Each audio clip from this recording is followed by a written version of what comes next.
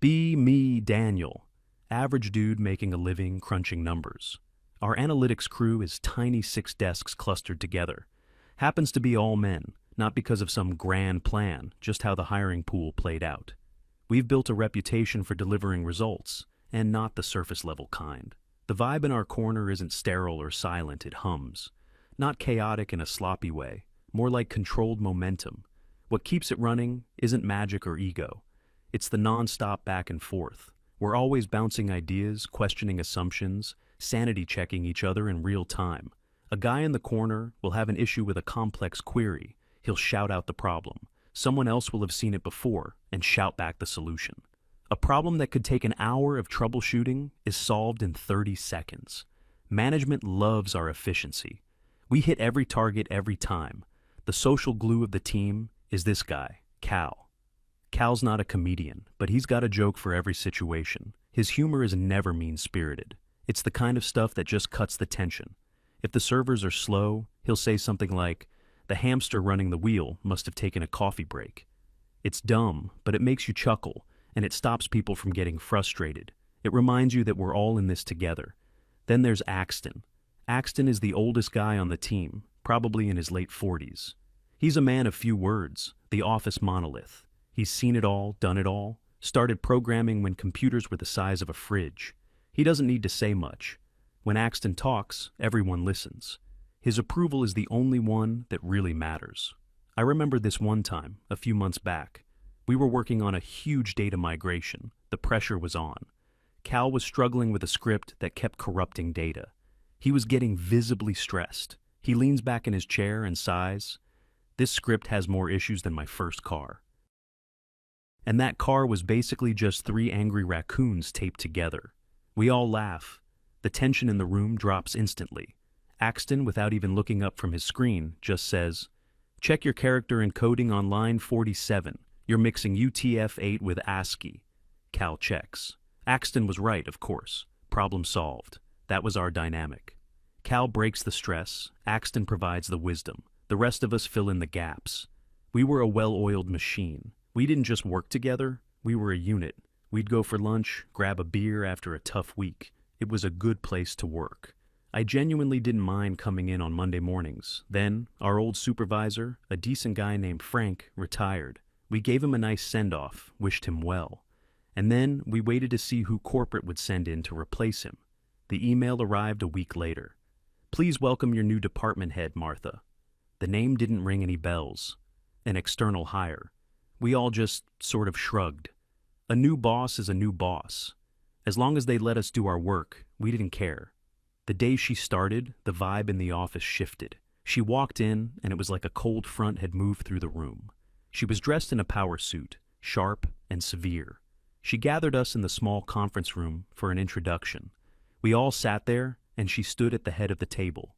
She started talking, and the corporate buzzwords started flowing like a river. "I'm excited to leverage the synergies of this team. We're going to be implementing a new paradigm of workflow. My goal is to deconstruct outdated workplace hierarchies." Cal shot me a look from across the table. His eyes were wide. It was the "what planet is this person from?" look. I just tried to keep a neutral face. First impressions, you know. She finished her speech and asked if there were any questions. Silence. What were we supposed to ask? "Could you please repeat all of that in English?" The first week she didn't do much. She just observed. She'd walk around the office not saying a word, just watching us. She had a little notebook, and she was constantly writing things down. It was unnerving. Felt like we were zoo animals being studied by a researcher. We tried to act normal. Cal would crack a joke, we'd laugh, and I'd see Martha in the corner, scribbling in her notebook. Axton would solve a problem with a quick, shouted-out suggestion, and Martha's pen would be moving again. We could feel her disapproval. It was a tangible thing. She never smiled, not once. At the end of the second week, she called another meeting. "Team," she began, her voice flat. "I've had some time to observe the dynamic in this department, and I am deeply concerned." We all exchanged glances. Concerned? Our metrics were the best in the company. This office operates on a foundation of what I can only describe as toxic bro culture. The air in the room went from cold to Arctic. The constant jokes, the shouting, the informal nature of your interactions, it creates an environment that is not inclusive or safe. I just stared at her. Safe? It's an office. The most dangerous thing in here is the coffee machine. Therefore, I am implementing a new communications protocol, effective immediately. She projected a slide onto the screen. Rule number 1. All work-related communication must be conducted through official channels. This means email or the company's ticketing system. No exceptions. Rule number 2. All non-work-related conversations are to cease. This office is a place of business, not a social club. Rule number 3.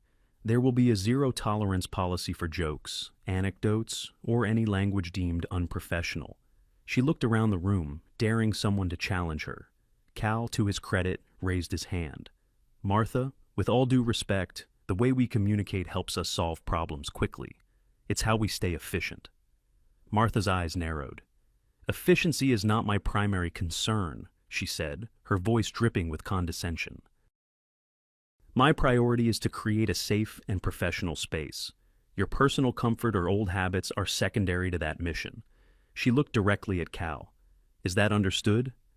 Cal just nodded slowly and sank back into his chair. He knew it was a losing battle. I looked over at Axton. He was completely still, his face a mask of stone. He hadn't said a word. He just watched her, his eyes unblinking. It was in that moment I knew something was about to change, and not for the better. The meeting ended. We walked out of the conference room and back to our desks in complete silence. It was like a funeral procession. The life had been sucked out of the room. The rest of that day was eerie. The only sound was the clicking of keyboards and the hum of the computers. No one said a word. It felt wrong. Unnatural. The next morning, the new era began in earnest. I saw it happen. A guy on the team, let's call him Dave, needed the server path for a new project file. Normally, he'd just ask Axton, who sat 3 feet away from him. Instead, I watched him type out a full, formal email. Subject: Inquiry regarding project file location.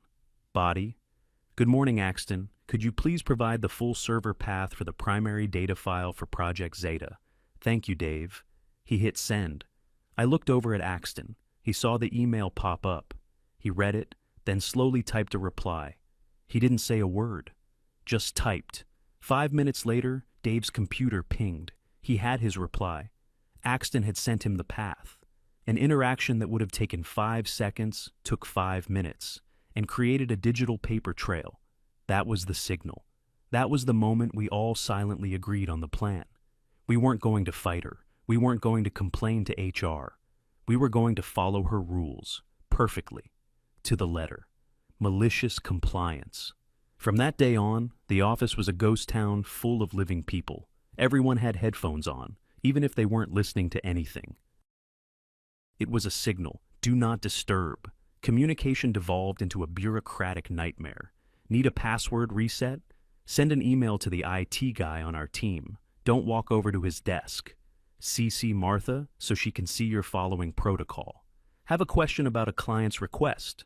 Forward the client's email to the team member responsible with a formal request for clarification. C Martha. Everything had to be documented. Everything was formal. The camaraderie vanished overnight. No more good morning. No more, how was your weekend? We'd walk in, sit down, put on our headphones, and work. At 5 p.m. sharp, we'd pack up and leave without a word. The team lunches stopped. The after-work beers became a distant memory. We were no longer a team. We were 6 individuals who happened to work in the same room. And Martha? She thought she was winning.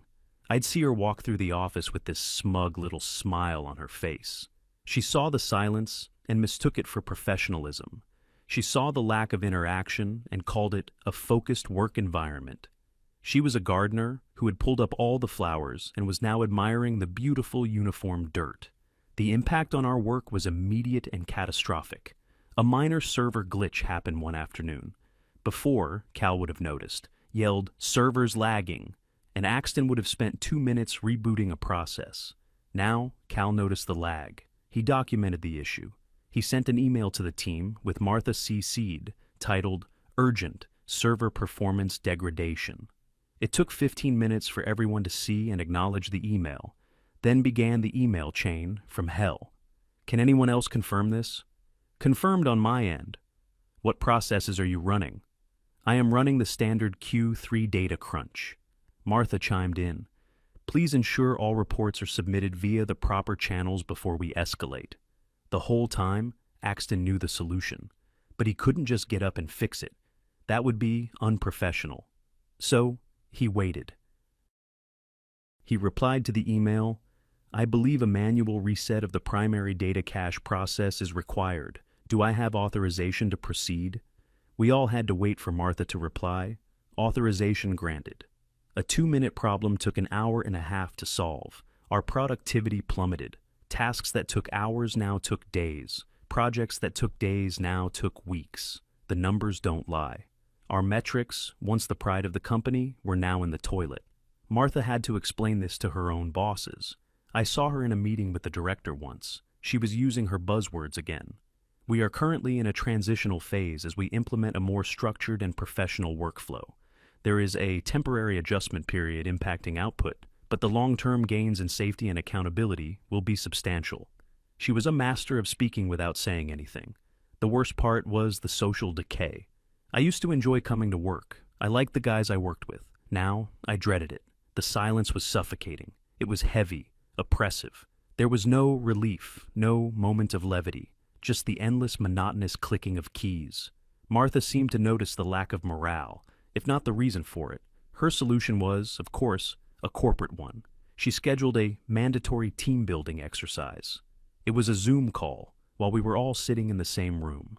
We had to put on our headsets and log into a video conference with the 5 other people we could literally see. Hello, team, she said, her face pixelated on our screens. I wanted to create a safe space for us to connect on a more personal level. The irony was so thick you could have cut it with a knife. We're going to go around and each share one thing we're grateful for and one challenge we're facing this week. It was my turn. I'm grateful for my coffee, I said, my voice a monotone. My challenge is a bug in the new software update. Next person. I'm grateful for the weekend. My challenge is a corrupted database. It went on like that. Soulless, robotic answers. We gave her nothing. She was trying to mine for an emotional connection, and we showed her a barren rock face. Her smile started to look strained. This wasn't going the way she planned. The exercise ended in awkward silence. She had successfully created her safe space. It was so safe that no one felt comfortable saying anything real. So safe that it felt like a prison. After that failed attempt, she just left us alone. The silence continued. The productivity continued to drop. We were all just collecting a paycheck. The passion for the work was gone. Axton seemed to be taking it the hardest, in his own quiet way. He was a craftsman. He took pride in his work, in building elegant solutions. Now, his work was being strangled by bureaucracy he was forced to participate in. I could see the frustration in the set of his jaw. Cal was a different story. The life had just drained out of him. He used to be this vibrant, funny guy. Now, he just looked tired. He'd come in, do the bare minimum, and leave. He was a light bulb that had been unscrewed. It felt like we were all waiting for something to break. The system was unsustainable. The numbers were getting worse. The pressure from upper management was mounting. You can't hide a 40% drop in departmental efficiency forever, no matter how many buzzwords you use. I heard rumors that Martha was in meetings with the director almost daily. The walls are thin in our office. You can't hear everything, but you can hear tones. And the tone coming from the director's office was not happy. One afternoon, Martha came back from one of those meetings looking pale. She walked through the office and didn't even give her usual smug smile. She just went into her glass-walled office and sat there, staring at her screen. Something big was coming. We could all feel it. A couple of days later, the email landed in our inboxes. Subject: Critical Project. Project Oracle Launch. It was from the company's CTO. A massive new client, our biggest ever, was launching a new platform. We were responsible for the entire data backend. The deadline was non-negotiable. It was in 2 weeks, and the email ended with a single sentence that sent a chill down my spine. All eyes are on this. Failure is not an option.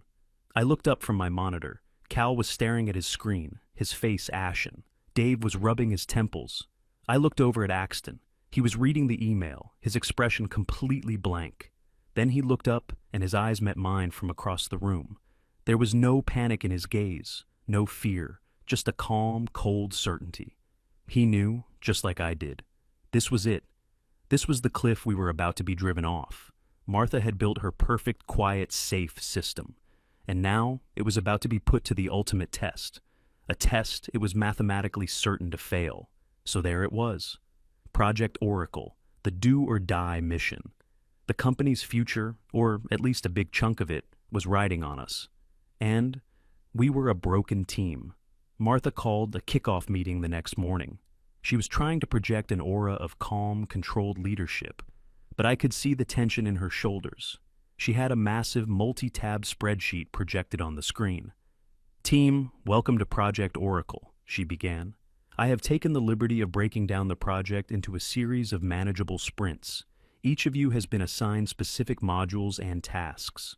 She clicked through the tabs. It was a labyrinth of Gantt charts, color-coded priorities, and dependency trees. It looked impressive, I guess, if you'd never actually done this kind of work before. To us, it was a nightmare. It was rigid, inflexible, and left no room for the kind of rapid-fire collaboration a project like this requires. "All communication will be handled through the official project management portal," she continued, pointing to a flowchart on another slide. "If you have a question for another team member, you will create a query ticket and assign it to them. They will have a 4-hour window to respond. All progress must be updated in the portal at the end of each hour." She looked at us, expecting us to be impressed by her organizational prowess. "This structure will ensure complete accountability and a clear, documented workflow. It eliminates ambiguity and keeps us all on the same page."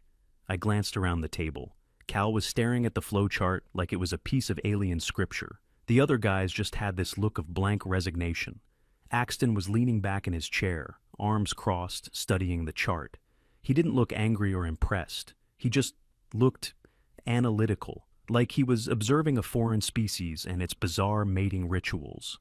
The meeting ended, and we returned to the silent tomb of our office. The work began. And within the first 3 hours, the wheels started to come off. The client's API was a complete mess. The documentation they sent was for an older version. Nothing worked the way it was supposed to. In the old days, we would have gathered around a single monitor.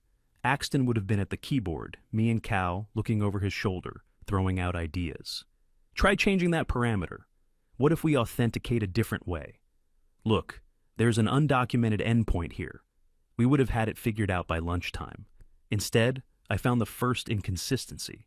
I documented it, took screenshots. I created a ticket in the project portal. Title: A PI authentication failure, discrepancy with documentation. I wrote a detailed description of the problem. I assigned it to Axton, since he was handling the core integration module. Then I waited. I couldn't proceed with my own work until the authentication was fixed. So I started working on some low-priority documentation for my own module. Busy work. I looked over at Axton's desk. He was staring intently at his screen. He was working on a different ticket, one assigned to him by Martha about setting up the database schema. He couldn't look at my ticket until he finished his current task. Rules are rules. An hour went by. I updated my status in the portal. Work on Module B is blocked pending resolution of ticket number 734. I saw Cal was in a similar position. He was just sitting there, scrolling through old code, unable to proceed because his module depended on mine. The entire project was a chain of dependencies, and Martha's system had just poured concrete between every single link. We weren't a team working in parallel. We were a line of people waiting for the person in front of us to move. The first day ended. We had accomplished almost nothing. The progress chart, which Martha updated religiously, was a sea of red and yellow, barely any green. The next morning, she called another meeting. A daily stand-up, she called it. "I'm seeing a lot of blockers on the board," she said, a sharp edge to her voice. "We need to be more proactive in resolving these issues." Cal spoke up, his voice sounding rusty from disuse. "The main blocker is the API. We can't move forward until we figure it out." "What steps have been taken?" Martha asked. I explained the ticket I had created. She looked at Axton. "And what is the status of that ticket?" I was assigned a higher priority task, Axton said calmly. I will get to it after I complete the database schema. Martha frowned. This is not acceptable. We need to multitask. We need to be agile. She didn't understand. Her own system was preventing the very thing she was demanding. Axton was just following her color-coded priority chart. The database schema was priority 1, critical. My blocker was priority 2, high. The cognitive dissonance was staggering. She couldn't see that her solution was the problem. The days started to blur into one long, silent nightmare of ticketing and waiting. We'd come in, put on our headphones, stare at our screens, create tickets, wait for replies, update statuses, leave. The pressure was building. The deadline wasn't moving. I started to see the cracks in Martha's composure. She was walking faster. Her emails were becoming more abrupt. She started scheduling more meetings. Sync-up meetings, status alignment calls, blocker-busting sessions. Each meeting was an hour stolen from the little time we had to actually work. In one of those meetings, she tried to get us to brainstorm a solution to the API problem, but she insisted on doing it in a structured way. Okay, she said, standing in front of a whiteboard. I want everyone to write their ideas on sticky notes. No talking. We'll put them on the board and then group them by theme. We were a team of highly skilled analysts and developers, and she was treating us like we were in a kindergarten art class. Axton just sat there, motionless. He didn't write a single note. She noticed. Axton, do you have any ideas to contribute? He looked at her, his expression unreadable. My ideas are in the ticket I am currently working on, he said. Her face tightened. The whole week was a slow-motion train wreck. I felt a strange sense of detachment. I was doing my job, following the rules. If the project failed, it wouldn't be because I didn't follow the procedure. The failure was designed into the system. We were just passengers on the ship Martha had built, and she was steering it directly into an iceberg. The weekend came. We were all told we had to work. The office on Saturday was even more depressing than on a weekday. The same dead silence, just with the added misery of it being a weekend. By Monday, we had 1 week left. We had barely cobbled together a non-functional shell of the system. The client was getting antsy. They were asking for a demo. Martha promised them one by Wednesday, a promise she had no way of keeping. Panic began to set in for her. Real, visible panic. She abandoned her pretense of calm leadership. She was now in full-on crisis mode, which meant micromanagement on an epic scale. She created a shared spreadsheet where we had to log our activities every 15 minutes, literally. 9 to 9:15, reviewing ticket number 812, 9:15 to 9:30, writing code for Module C, 9:30 to 9:45, debugging code for Module C, 9:45 to 10, updating this spreadsheet. A quarter of our time was now spent just documenting what we were doing. The emails became more and more frantic, all caps subjects. Urgent action required. Response needed now. She started hovering. She'd stand behind you, watching you type. She stood behind Cal for a solid 10 minutes. He was trying to debug a complex piece of code. I could see the stress radiating off him. He was typing slower, making mistakes. Having someone stare over your shoulder like that is killer for concentration. Finally, Cal just stopped typing. He took his hands off the keyboard and waited. After a full minute of silence, Martha finally asked, "Is there a problem?" "It is difficult to focus under direct supervision," Cal said, without turning around. "It is not conducive to a safe and productive environment." He used her own words against her. She turned red and stalked back to her office. By Wednesday, the day of the demo, we had nothing to show. The system would crash if you even looked at it wrong.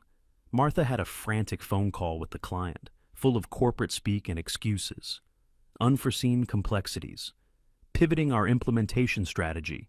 Ensuring robust quality assurance. She bought us 48 more hours. The final deadline was Friday at 5 p.m. That was it. No more extensions.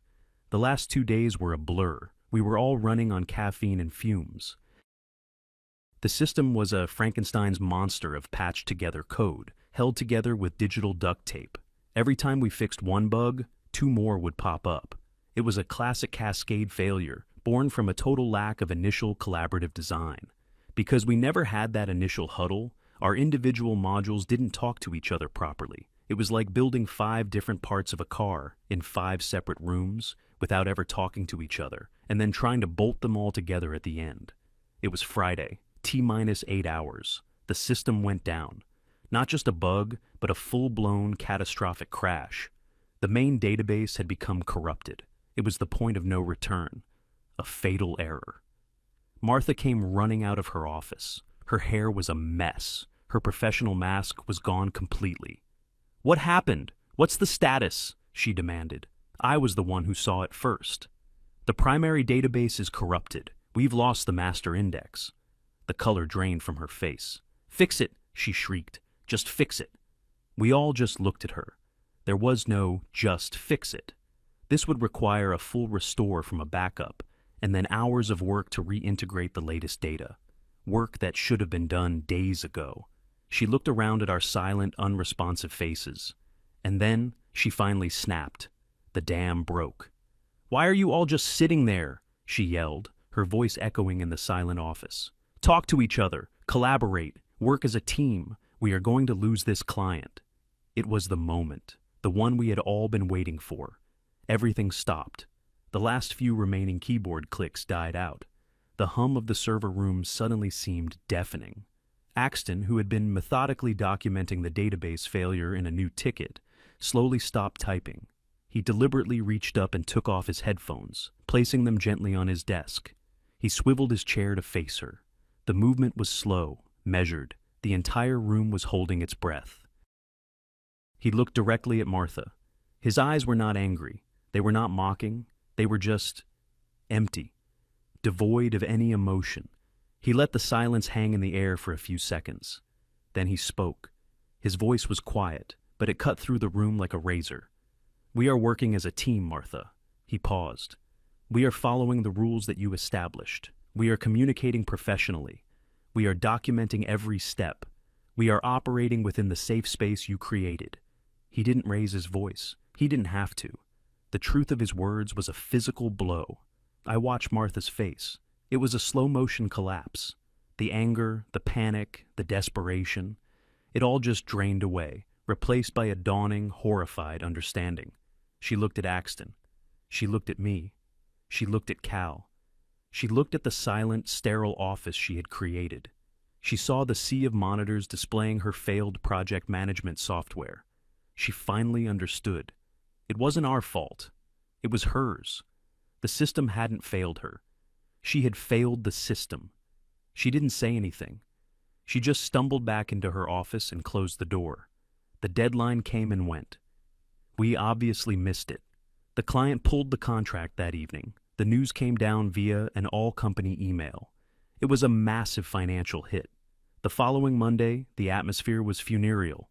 We all knew what was coming. The director of our division, a senior guy who rarely came down to our floor, called a meeting. He asked for Martha and Axton to join him. The rest of us just sat at our desks, waiting. An hour later, Axton came back alone. He didn't look happy or triumphant. He just looked tired. He told us what happened. Martha had tried to throw us under the bus. She had a whole narrative prepared. The team was insubordinate. They engaged in a work-to-rule protest. They sabotaged the project out of spite for her progressive leadership. She claimed they were resistant to change and that their toxic masculinity made them unable to function in a modern, structured environment. She presented her version of events to the director. And then it was Axton's turn. Axton didn't make a speech. He didn't argue or get emotional. He had brought a binder with him, a very thick binder. He opened it on the conference table. It was filled with printouts, the email chains, the ticket logs, the status updates, the 15-minute activity reports. He calmly, factually, walked the director through the timeline of the project's failure, using Martha's own documentation as evidence. He showed them the 5-minute conversation that had become a 5-hour email chain. He showed them the critical blocker ticket that sat unresolved for 2 days because of Martha's own priority system. He showed them the hours of productivity lost to mandatory meetings and status updates. The evidence was irrefutable. It was a perfect self-documented case of catastrophic mismanagement. We didn't sabotage her. Her system sabotaged itself. Martha was speechless. She had been beaten with her own rulebook. They didn't fire her. That would have been too clean, Too easy. Corporate punishment is more creative than that. They promoted her. She was given a new title, Vice President of Workplace Harmonization Initiatives. It sounds important. She got a new, bigger office on a different floor, but she has no team, no staff, no projects. Her job is to write white papers on corporate culture, papers that no one will ever read. She was exiled, put in a cage with golden bars, a safe space for one. Axton was made the interim department head. The first thing he did was walk out of the director's office, come back to our department, and stand in the middle of the room. "All right," he said, his voice back to its normal, quiet tone. "Project Oracle is dead. Management wants us to build a new internal version to replace our old system. We have 3 months." He looked around at all of us. "Let's get to work." Then he walked over to the big whiteboard that had been sitting empty for months. He picked up a marker. "Someone tell me a joke while I sketch out the architecture," he said.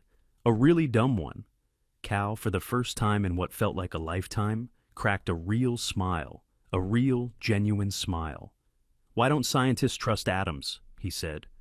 Axton didn't even turn around. "Why?" "Because they make up everything." A groan went through the room. It was a terrible joke, and it was the most beautiful sound I had ever heard. The ice was broken, the silence was shattered, the team was back. We spent the next hour crowded around that whiteboard, yelling out ideas, arguing, laughing. It was chaotic. It was messy. It was loud. It was perfect.